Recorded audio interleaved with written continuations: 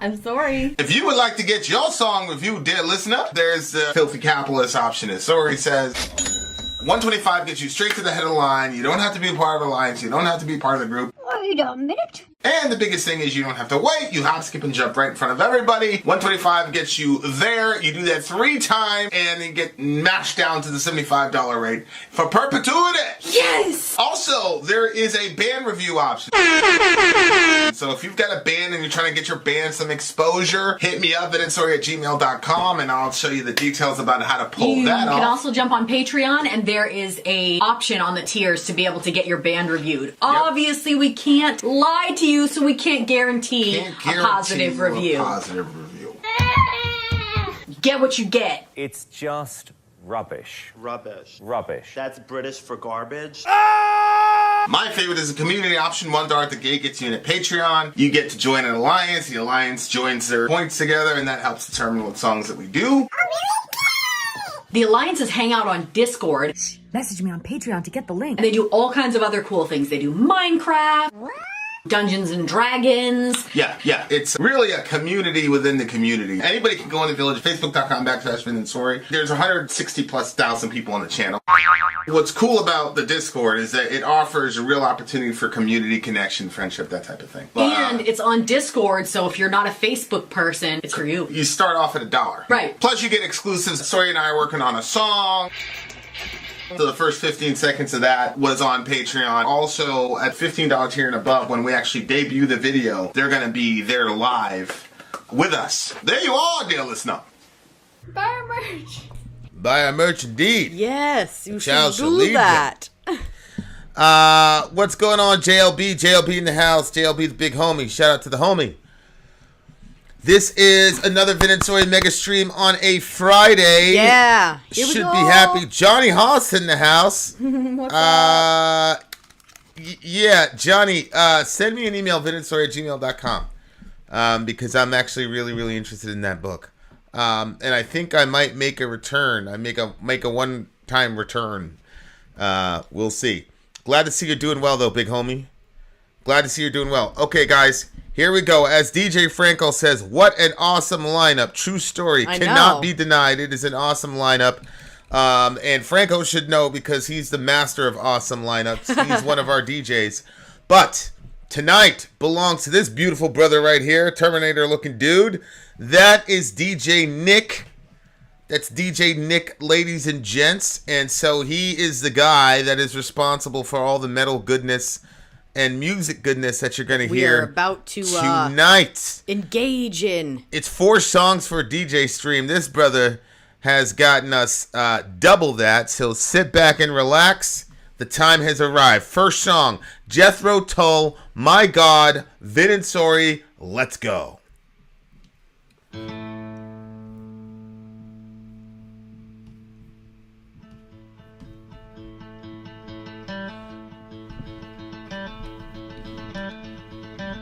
A little bit of Mexico. A little bit of Mexico.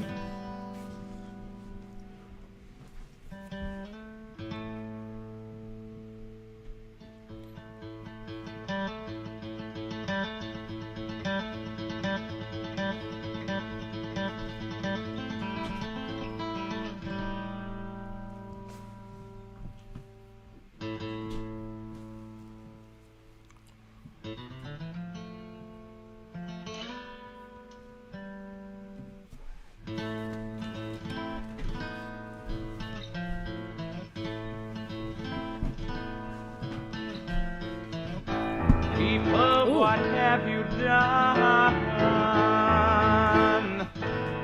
Locked him in his golden cage. Golden cage. Made him bend to your religion.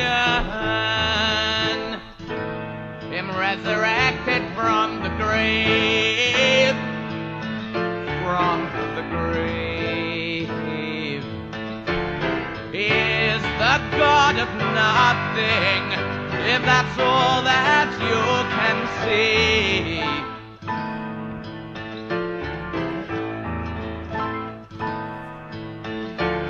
You are the God of everything. lives inside you and me.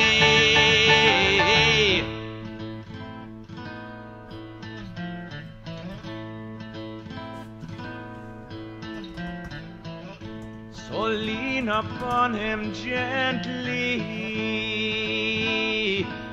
and don't call on him to save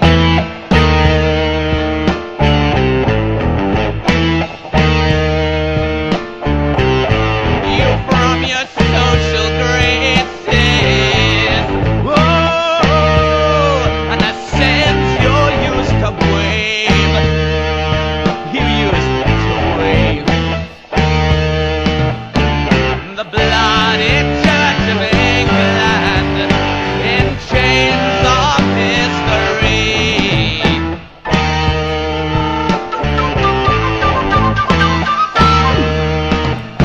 Requests your earthly presence at the vicarage for tea. You say ugly? Okay, talk to him.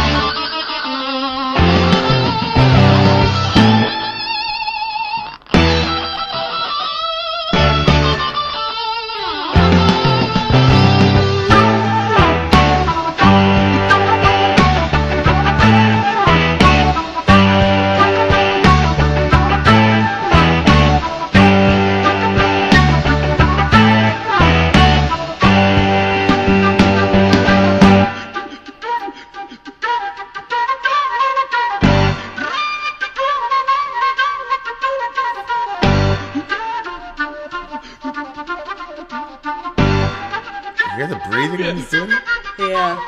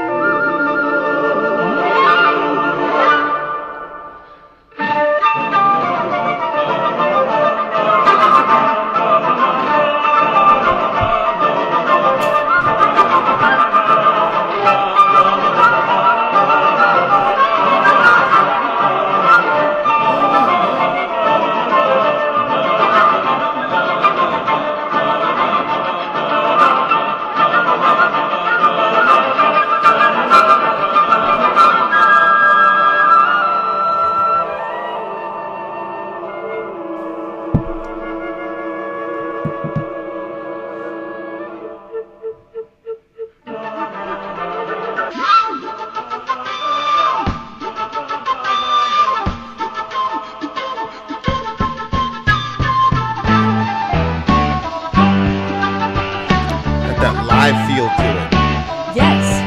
That live feel Yes. to it.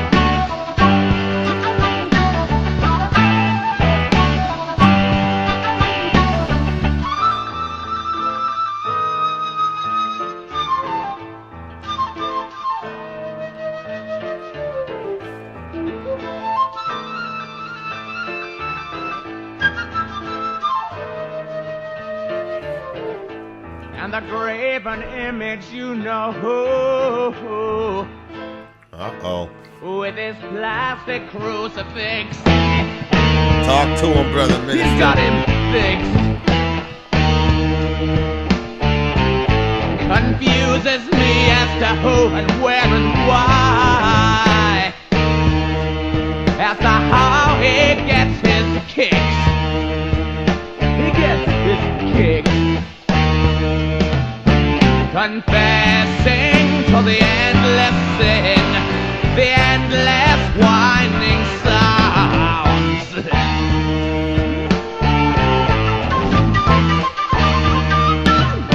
You'll be praying till next Thursday to all the gods that you can count.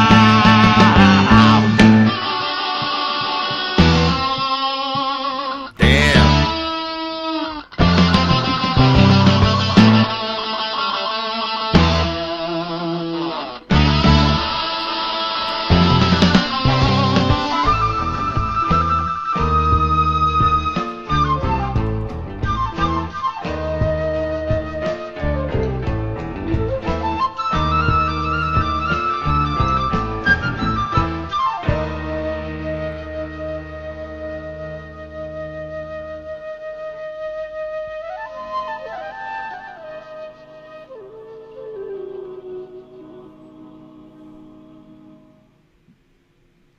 That, dear listener, was Jethro Tull. That was the first track of our 8-song medley tonight. This was such an interesting sounding song. You know what it made me think of? Very interesting sound, for sure. Whenever a song inspires me to come up with an idea, I always feel like the song is even better than previously. If it inspires me to come up with some idea that would be great. And I was thinking, what would be really cool is if you had the same song, like this one. Let's just use this one, for instance. Okay. And you gave it to, 6, 8, 10 different culture groups, and they had to secretly create a dance, video to that song, and to see what every culture would come for costumes and dance, what they would do with that song. Okay. Wouldn't that be interesting? I'm tracking with you. You're not as interested in it as I am, but I really like dance, so that would be super cool. And to see all the different costumes and when stuff. I say I'm tracking with you, I understand what you're saying, but yeah, but there's a difference between understanding and saying, hey, that's an amazing idea. I think it's a great idea. I don't really care about the dancing that much like you, man. You love that dancing shit, which is cool. I really do. All right, ladies and gents. Yeah, so the lyrics seem pretty straightforward to me. And his voice is pretty ridiculously amazing. It fit. Some voices fit perfectly for you don't necessarily have to be like a Dio level singer for it to fit in the band and the sound. That's a dude from Smashing Pumpkins. He's a perfect example. It's bad on my way, time. You know what I'm saying? But it fits for that sound, and his voice fits for that sound. People, what have you done? Locked him in his golden cage. Whoa ho ho. See, who's locked in a golden cage? Honestly, I didn't know. I'm pretty certain he's talking about Jesus there. What's the golden cage? Is that supposed to be like the church? Yeah, I think it's church, religion, that type of thing. People, what have you done? You've locked him in this golden cage, made him bent, resurrected from the grave. So that's got to be Jesus. Yeah, I wasn't sure what the reference was referring to. It's really fascinating. I was listening to Trevor Noah. He's a satirist. He's a comic. He does he reports on the news basically, but it's funny, Jon Stewart type thing. Okay. And he was talking about, so they're from South Africa, and his mother was a massive Christian. She went to church 3 services every Sunday. Oh, God. And so about religion, and his mother said they had a weird relationship because his mother was test me on everything, argue with me about everything. So, because she wanted him to think for himself. Mm-hmm. And he was talking about how, he had run-ins he had a real problem with religion, the way that and the guy asked him, do you believe in God? Because you've never really come out and said what side you're on. Mm-hmm. Even after the guy read his book, he couldn't figure out what side Trevor Noah is on. And Trevor said, well, yeah, I believe in God. I just don't believe in organized religion. And he was talking about how he had seen organized religion weaponized to oppress people. Now, obviously, he's from South Africa, so he experienced apartheid. And he experienced the utilization or the weaponization of religion in order to suppress people and subjugate them, his own folks. Yeah. And so it's really interesting to me how everybody keeps saying the same thing, and we're still not getting it. I know.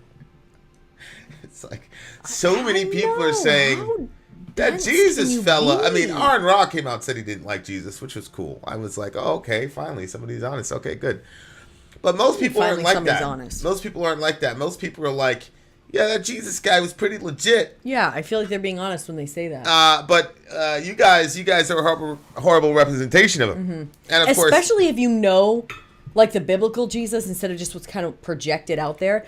When you realize that he's the one that got invited to parties, parties that had alcohol, parties that had prostitutes, you know what I mean? He got invited to those parties. That means they didn't think that he was going to be the Debbie Downer there. You know what I'm saying? They must have thought he was. They thought if they invited him that the party would be better, that he'd turn up. Right.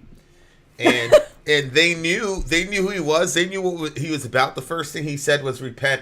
That's the thing. It's religious people, and I think we used to be in this camp for sure. It'd be people would make those complaints. We'd be like, oh, it's just because you're a sinner and you don't want to hear the truth. Oh, you know what yeah. I'm saying? You'd be like, I'm so righteous. Yeah. Yeah, and it's No, you're also like, boring. just the blatant judgmental. ignorance, and it's really interesting because of what he said. He said like, I'm yes, we are Protestants, Bruno. He was talking about how which God you choose to worship, which is also very, very fascinating. When he talked about which God you choose to worship, I was listening to a guy and he was like, he didn't say it that way. He said which story you choose to believe in, is what he said. And he was talking about how evangelicals always choose the worst possible story for people that they don't like. So for example, You mean the worst possible interpretation? What do you mean? Go ahead. well, yeah, story interpretation, God. I think they're all saying the same thing, Okay. which is when you read the Bible. Now listen very closely to what I'm saying and what I'm not saying. I am not saying when you read the Bible, you can come up with 15 different interpretations for a given passage. You can't.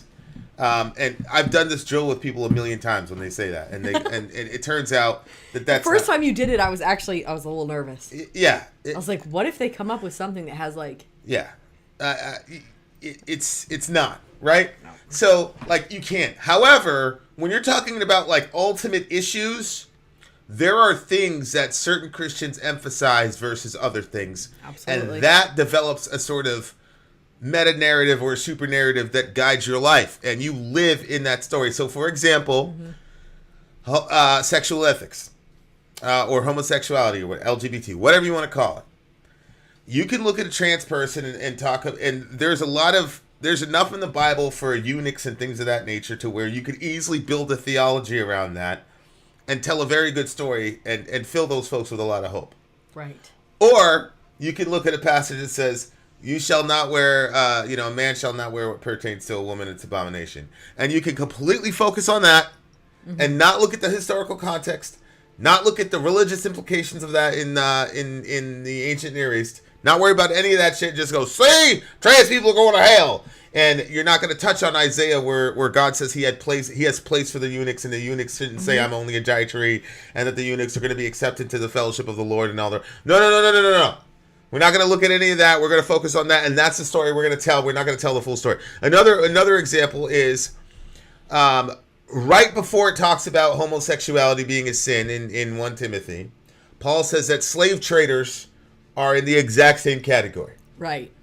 So then you got a guy like, and then in the end of the Bible, in the book of Revelation, you have Babylon the Great, which is universally looked at. It doesn't matter what tradition you come from, Catholic, Protestant, Jehovah's Witness, it doesn't matter.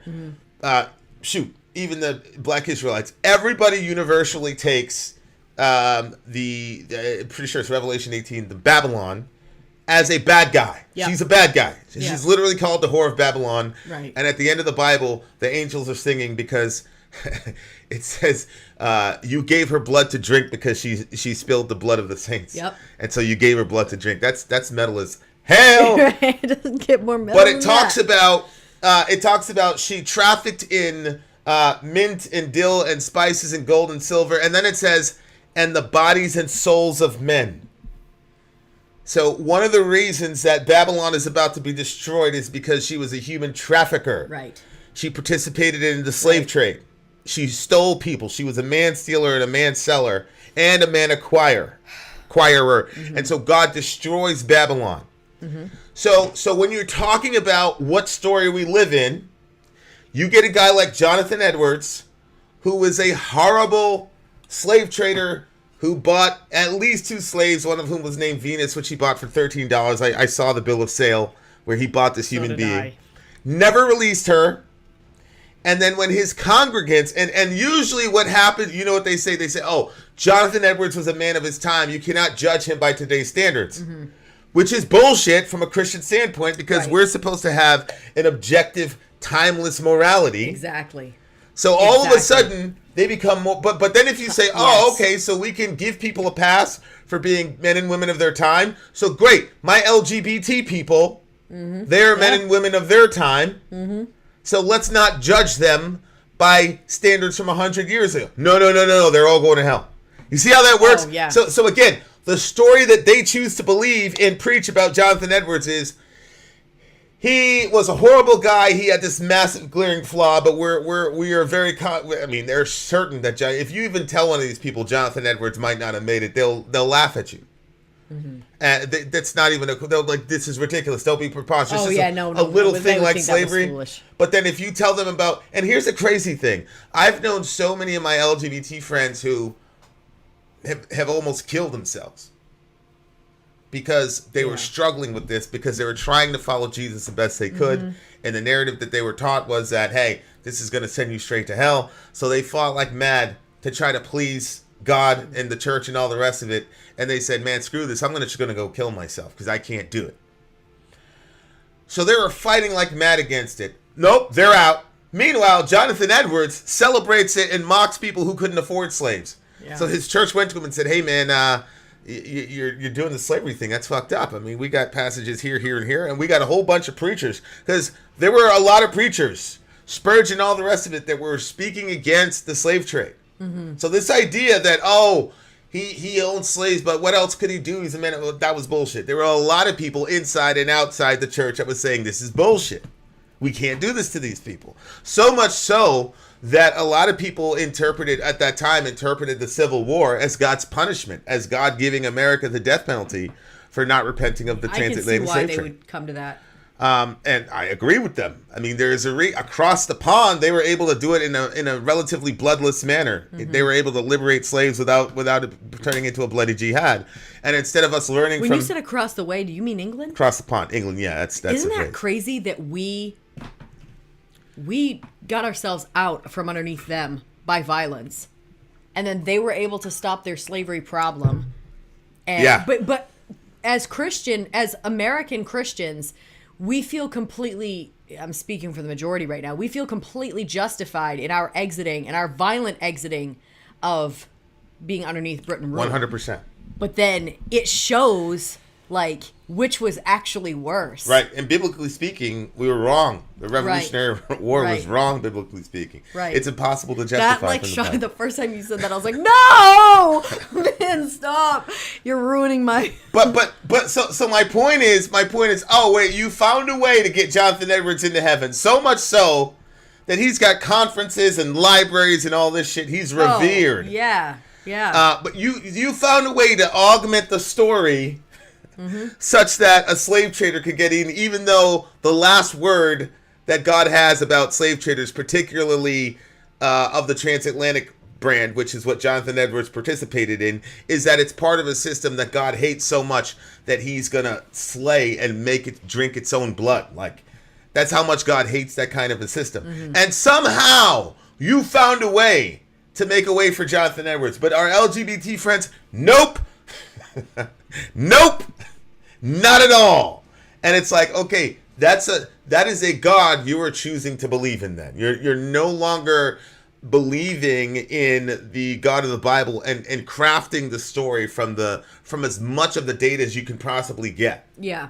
You know, so when people say, okay, what's your stance on homosexuality? I say the Bible says what it says about it. I agree with every word of the Bible. And so, but my thing is that Jesus came for the sick, not for the healthy. Mm-hmm. So if you're in any way, shape, or form attracted to Jesus and his life and what he did on the cross to cancel out your sins and rising from the dead, if there's any part of you that believes that and wants that, tell him, look, I got this thing. I don't see myself giving up. But I'm going to follow you the best that I can and help me with it if I need help with it. And fucking be open to going wherever he tells you to go. Not your friends. Right. Not your pastor and all the rest of it. I mean, you know, people are here to guide you, but they can't walk you. Only you and Jesus can have your walk together. Mm-hmm. And so that's what I would say to them. And I would just leave you into the hands of God's grace and mercy. Because if these people can find a way to get Jonathan Edwards into heaven... Yep. Well, it's interesting, too, because they don't even say, well, God is merciful or God is a gracious God. That's not why they say that he's in. They just say he was a man of his time. It's completely unbiblical. What do you Correct. mean? What the fuck are you talking about? That's true. They won't even say, you know, we leave him to God's grace. Yeah. They'll look at you like you're crazy. Mm-hmm. And they'll question your... I've had so exactly what I was thinking. I've had so many of these people question. They will question your Christianity. If you say, well, wait a second. Ridiculous. How is this guy getting a pass, but our LGBT friends can't get a pass? And they'll look at you, then they'll start suspecting your Christianity. Right. And it's like you said, it wasn't like he unbelievable. was saying, I'm struggling with this. I know that this is wrong for me to have a slave, but I really Correct. enjoy the free labor. Correct. He wasn't. He was defending it, and he was using the Bible to defend it. Correct. And he was attacking his own congregants for Right. calling them out on that shit. You know what's weird about that? Didn't he basically say, you guys are just jealous that you don't have the money to be able to do it? Yeah. Where was he getting his money from? Yeah. Who was paying him? Yeah, he was getting his money. He had From stipends them, right? from these universities. He Oh, did, okay, Yale all right. and all that. He was, he's a career, Okay. teacher and stuff. But yeah, it's 2% less. Well, It's mind-boggling. It's absolutely mind-boggling. JLB says, "Is your God the God of the Old or the New Testament?" Yes. The God of the Old Testament and God of the New Testament are the exact same God. There's this sort of idea, it's called Socinianism, if you want to get technical, that God was really like angry and wrathful in the Old Testament, then he took his Xanax in the New Testament, he showed up as Jesus, and then he was chilling in the New Testament. That's not true. As I said, God inspired the words, so he gave her blood to drink. And that's a New Testament passage. Right. Eternal fire and all that. That came out of the mouth of Jesus. Very rarely. I believe there's one passage in Isaiah 66-ish in the entire Old Testament that talks about eternal fire. And even then, nobody interprets that as you're staying in hell forever. Whereas in the New Testament, it's grimy as hell. So, literally. So, that's kind of a misnomer that God in the Old Testament mean God in the New Testament is nice. The God, and honestly, throughout most of my childhood, I hung out mostly in the Old Testament because I thought Jesus was corny. I'm not gonna lie. I'm like, yeah, he died for my sins and all that. He was corny. You know what I'm saying? Like, I thought he was just corny. But yeah, and I found a lot of comfort in the God of the Old Testament because some of the most beautiful passages in all of literature are found in the mouth of the God of the Old Testament. yeah. So, there are a lot of good ones. Job 33, why do you contend against him, saying he will answer none of man's prayers? But God does speak in one way and in two, though man does not perceive it. In a dream and a vision of the night when deep sleep falls on men. And it's just and it just goes on and on. And then, this guy's in trouble. It says his soul wastes away. He doesn't like choice food because he's struggling with depression. Like, literally, it talks about the signs of depression. And then it says, but if there be an angel for him, a mediator, one of the 1,000, to show him the way to turn to him and say, I have found it just goes on. And then it says, God does this God does this twice, even 3 times to a man to bring his life back from the pit so that he may be lighted with the light of life. It's just, there's nothing like that in the New Testament. The New Testament has beautiful stuff too. But man, that passage in Job 33 is just unbelievable. Yeah, yeah. And then it says he sings before men. So the guy gets healed. Yeah. And then he gets saved from death. He doesn't kill him. He doesn't end up killing himself. He doesn't end up wasting away. And then it says he sings before men and says, I sinned and perverted what was right, but it was not repaid to me. He's redeemed my soul from going down from the pit, and my life shall look upon the light. It just goes on and on. So the God of the Old Testament is my man. That's my guy. I love him. But at the same time, the God of the Old Testament explains how God deals with injustice and how he views injustice. So when you have people that are evil to the poor and take advantage of the weak and vulnerable, the God of the Old Testament says, if you do that and they cry out to me, I'll make your children orphan and your wives widows. Don't fuck with those people because they can't defend themselves. And so there are wrathful passages in the Old Testament, but if you look at the news, you will see why. And this is like his chosen people. Exactly. He said that to. He said, listen, if any foreigner shows up and you guys start screwing with the foreigner, you don't help them, you start taking advantage of them, I'm going to wreck your fucking country, bro. And that's exactly what he did. And he would talk about, okay, I'm going to destroy your country, and here's why. And it was always on the top of the list. The orphan, the widow, the foreigner, you're always taking advantage of them. As a matter of fact, in Ezekiel, when Ezekiel looks back at the Sodom and Gomorrah incident, he never mentions homosexuality. Right. He says they were fat, they were full of ease, they didn't care for the stranger and the widow, and then it says they committed an abomination, so I destroyed them when I saw it. And of course, the abomination is the attempted gang rape, which, whether you're gay or straight, that's always going to be an abomination in the eyes of God. But what do the Christians do? Instead of saying, okay, this is God's emphasis. When God wants to put out the specific sins of Sodom, the specific sins were the apathy, the fact that we were gluttonous, and I don't really think that being fat is the issue there. I think it's being fat at the expense of your starving neighbor, I think is the emphasis there. The border watching, because the people that initially attacked the two angels were actually border patrol, basically, because they were at the gate. Oh, right. Oh, my God. Yeah. It was border patrol. And so Lot said, hey, man, let's get out of here because these people we don't want outsiders. That was the Sodomites. Oh, and you look at that, what we've been doing on our border for a while. But again, that's what's been happening to those kids. Exactly. That's the story. But the story that they want to believe is they want to isolate homosexuality. And I don't even think you can even use Sodom and Gomorrah as a commentary on homosexuality, because this was a form of gang rape. Mm-hmm. And there's another parallel account in the book of Judges where it was a heterosexual gang rape, and it resulted in almost the entire tribe getting wiped out. Right. Where they raped that girl outside of the door. Oh God, I hated that story. Oh my gosh. Yeah. And so what happened was, there's 12 tribes, and it was a similar issue with Sodom and Gomorrah, and they heterosexually raped this girl. God didn't go, oh, okay, it's heterosexual, cool. God said, oh, word, okay. And so what they did was they chopped up this woman's body and sent a piece of her body to all the remaining tribes. And all the remaining tribes said, what the fuck? And they said, yeah, they did this to this. They raped her till she died. And they almost completely wiped out the entire tribe that did that. So I guess that's now we can use that story. But that's the misogynistic God of the Old Testament. That's the misogynistic God of the yeah. But now we can use that story to say that all homosexuality is was she a prostitute? No, or was that somebody's daughter? She was his servant, basically. She lived with him. She was a servant. Yeah, she was a slave. She was she was a lower class person. Right. Yeah. Right. So the point still stands that not only was she a female, but she was also a servant. So it would have put her very low for vulnerability. Correct. So she had nobody to protect her. Right. And so obviously that infuriated God, and he almost destroyed the entire tribe. It was about 11 dudes that did it. He almost wrecked the entire tribe. They had to artificially rebuild that tribe after everybody got done with them. So so that story obviously parallels Sodom and Gomorrah. Right, Mark. But you know what's funny?